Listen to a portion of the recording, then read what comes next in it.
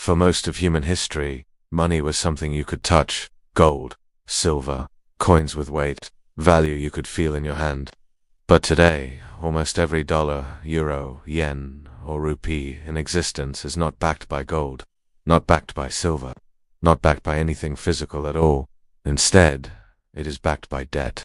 Here's the mystery most people never ask. How did debt quietly replace gold as the foundation of global money without a single vote, revolution, or announcement?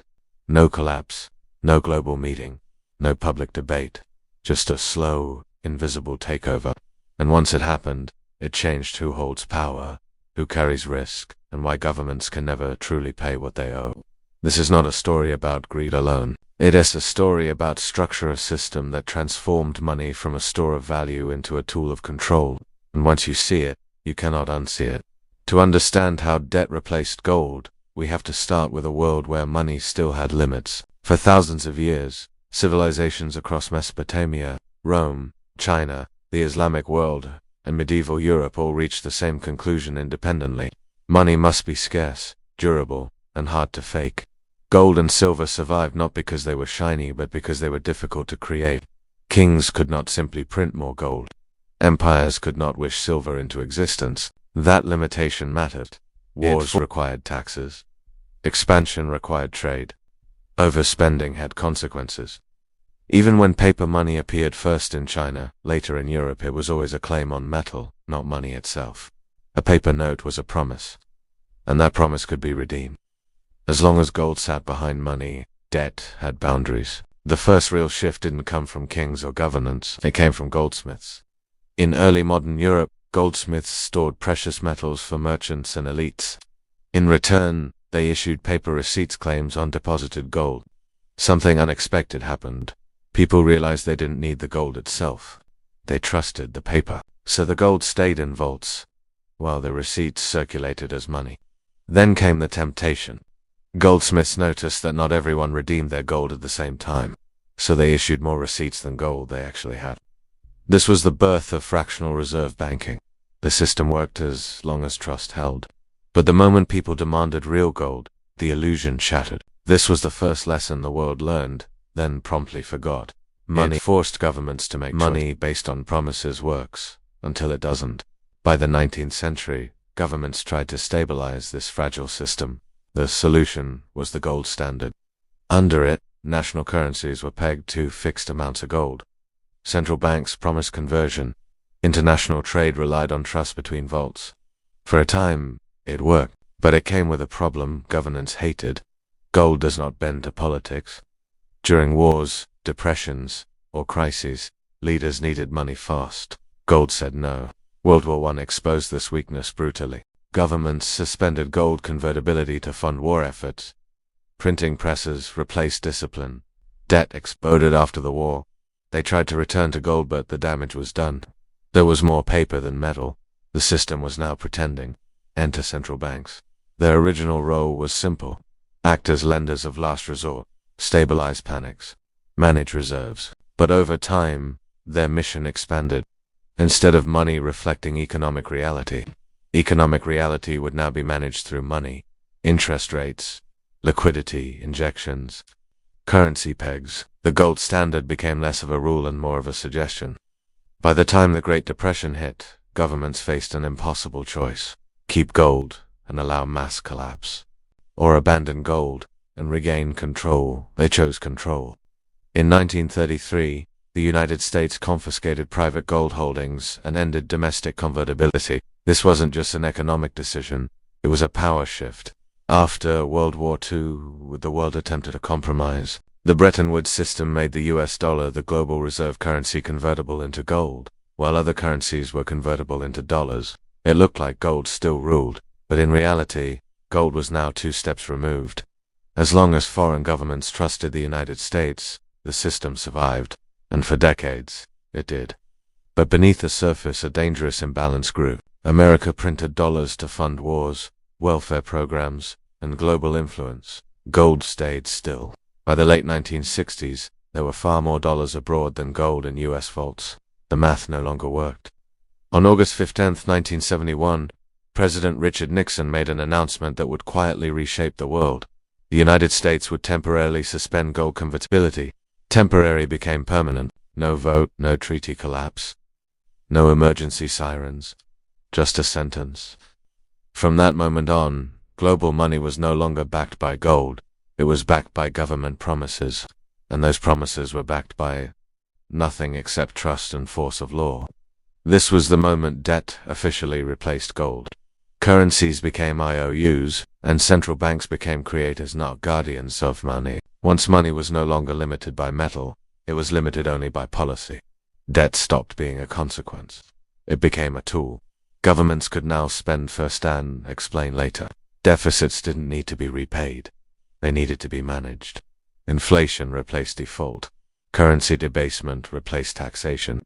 And citizens paid the price not through visible bills, but through eroding purchasing power. This wasn't accidental, it was structural, and it set the stage for a world where debt would grow faster than economies. Forever. Once gold was gone, something subtle but profound changed. Crises stopped being failures of the system. They became fuel. In a gold-backed world, recessions forced liquidation. Bad debts were written off. Weak institutions failed. Pain was sharp but short. In a debt-backed world, collapse became politically unacceptable. Every downturn now triggered the same response.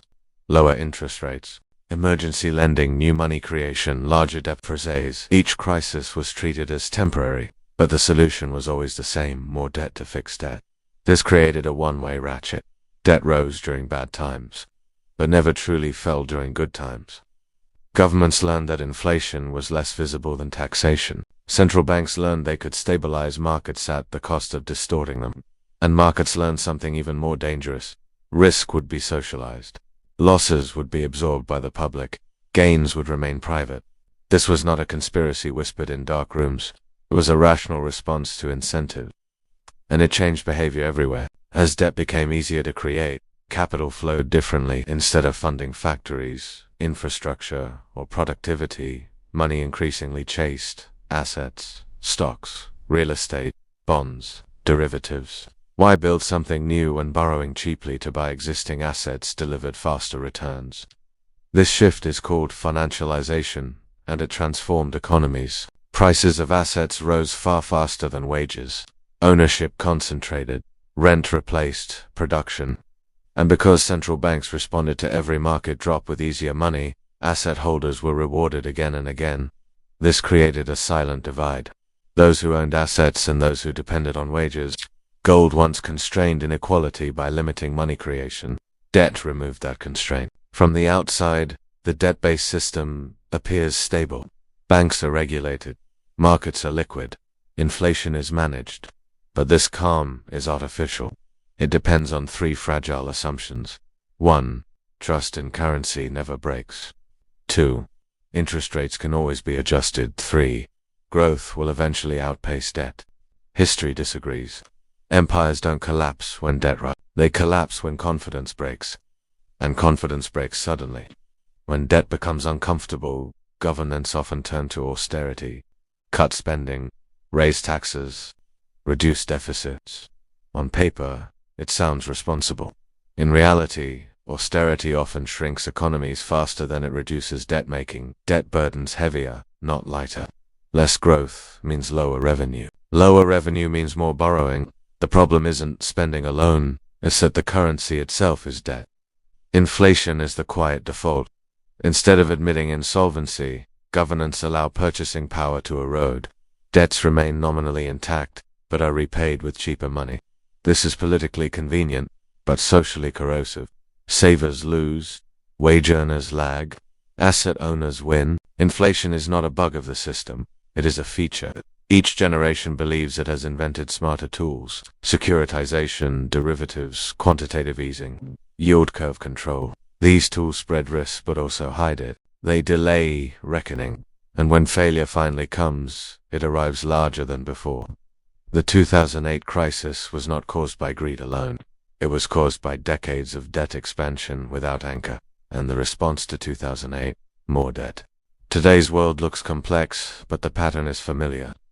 Public debt reaches records during every crisis. Central bank balance sheets expand permanently. Interest rates hover near historical lows. Why? Because high rates would collapse the system. Debt has grown so large that normalization is impossible. This is the paradox at the heart of modern money. The system survives only by doing more of what caused the problem. Returning to gold is politically impossible.